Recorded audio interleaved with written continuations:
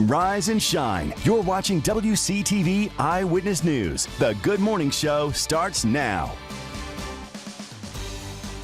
6:30 right now. Look at this view. Isn't that a nice sunrise? It's really nice. This is the weather stem camera at the FSU reservation. Okay. Looking good out there, Tallahassee. All right.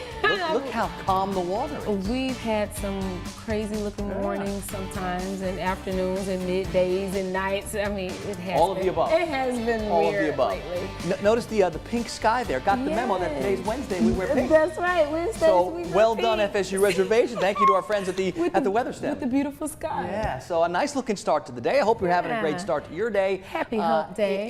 It is comfortable outside. I mean for this time of year, right, it's comfortable, right? Got a lot of temperatures in the low 70s. It is going to get hot. It is going to be humid. Of course it is. It's the end of July here, but it's nice to see 70 in Live Oak, or 72 in Perry, or 73 in Tallahassee, or even that 77 in Apalachicola is getting a little on the warm side. Saw a couple of showers in a few spots early this morning, move right across some of our coastal areas for parts of Wakulla and for Franklin. Now they got a little bit more of a serious line of showers over there near Panama City, moving away from our area, not into.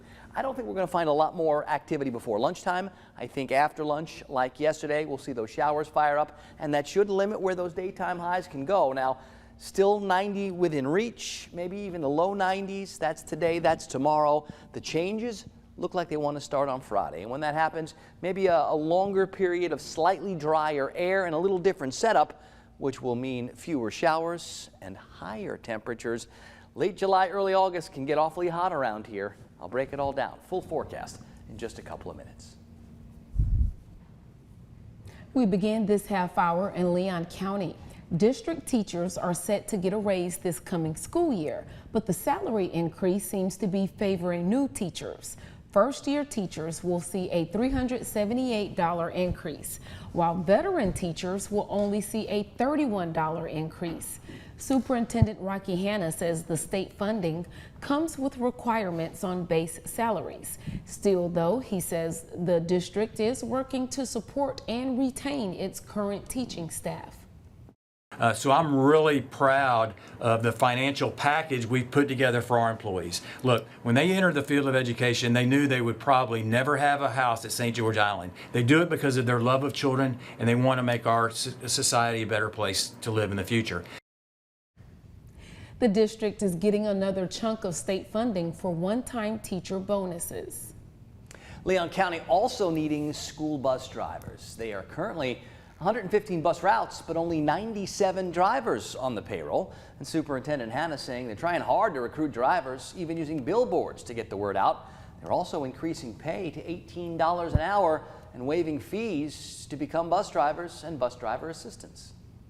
But it's not an easy job, and like I told the drivers this morning, they are a classroom teacher, and their classroom is a bus.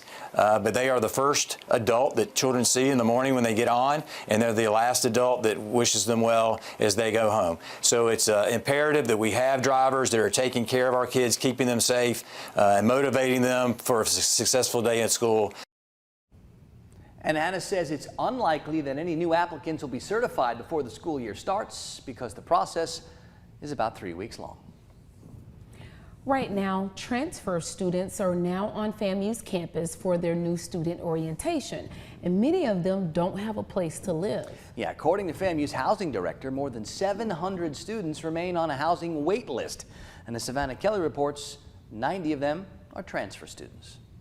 I'm very anxious. Kennedy Carper is an incoming FAMU student transferring from Valdosta State, one of hundreds searching for off-campus housing after FAMU announced its dorms are full. We're just trying to figure out as much as we can right before classes start. Carper and her mom, Lisa Kirk, were on campus Tuesday for orientation. Kirk said it's been difficult to find a place that's safe and close to campus without breaking the bank. You don't want to pay $1,200 for a one-bedroom. She said they've been apartment hunting for the last month and still haven't secured a place for her daughter to live. I think out of the first 9 apartment complexes we researched, they were all full. The university is giving $2,000 per semester in rental assistance and a meal plan to those like Carper who are being forced to find off-campus housing. They're also offering these perks to upperclassmen who are willing to give up their spot in the dorms. So far, FAMU's housing director says nearly 130 have taken up that offer. I wish there were more because we have more freshman students who still wish to be on campus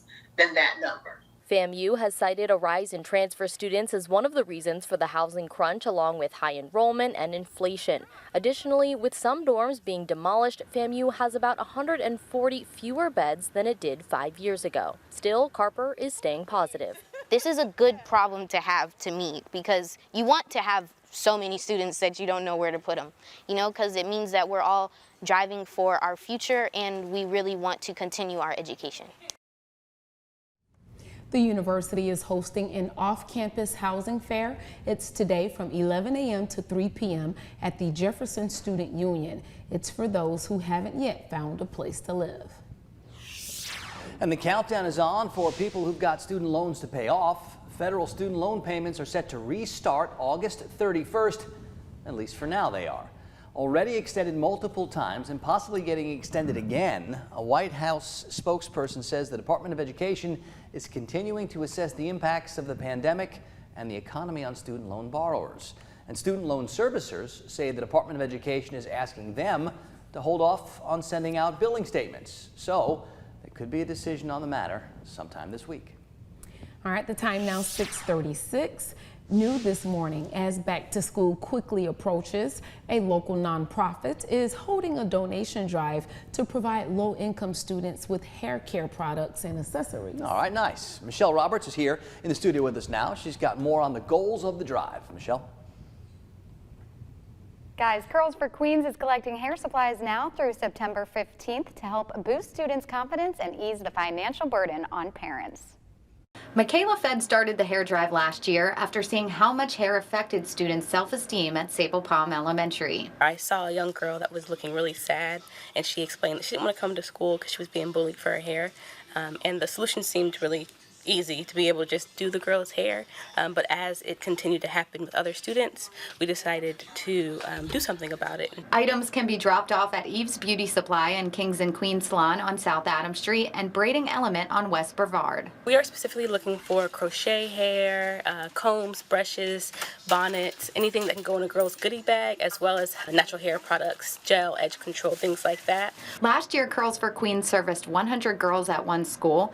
This year, the drive is expanding to uplift 300 black girls in our community and offset high hair salon costs. Being able to understand how important in the black community hair really is, and then being able to provide that to somebody that might not be able to have it any other way, especially with high household numbers, with families of like 10, trying to get your hair done, and it's $100 a head. That's a car note and a mortgage and things like that. So taking that burden off of those parents as well is important to me.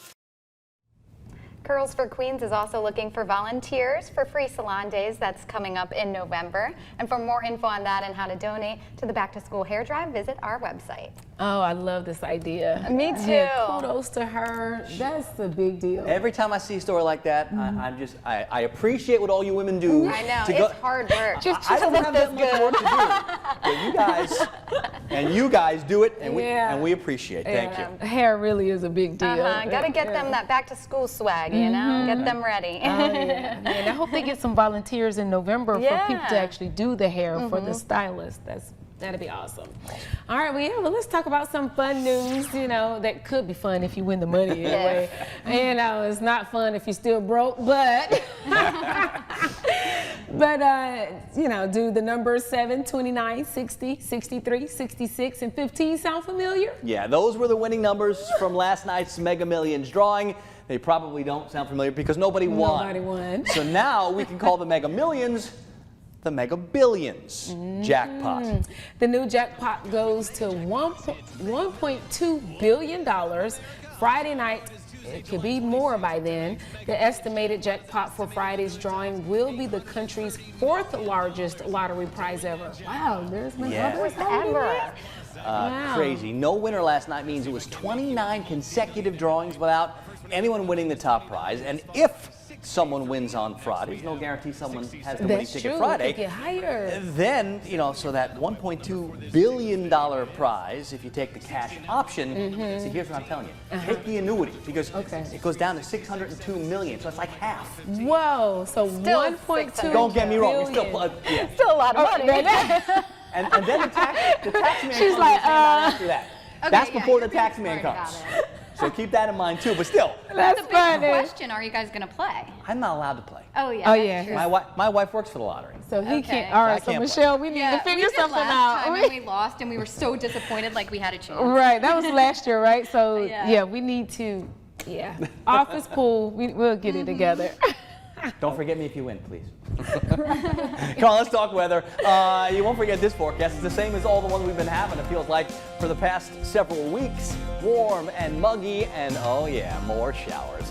The 24-hour temperature cast wants to see those numbers get climbing. I think we're going to get up over 90 in a bunch of spots, but not everywhere. It all depends on when and where the showers are doing what the showers are doing. And I do think as we go through the next 24 hours, it's going to be the same thing again tomorrow. I really do think the low 90s probably about the warmest it's going to get. But of course, when you mix in the humidity, it's going to feel like it's up over 100.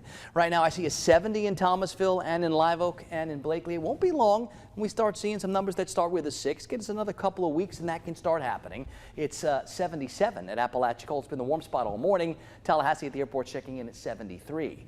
A little breeze doing its very best to move that air around a little bit this morning, and it's continuing to do so. I haven't seen any fog around here just yet. Visibility numbers all 9-10 miles, so we're doing okay with that. And I think that'll be the way things play out for us for the next couple of hours this morning.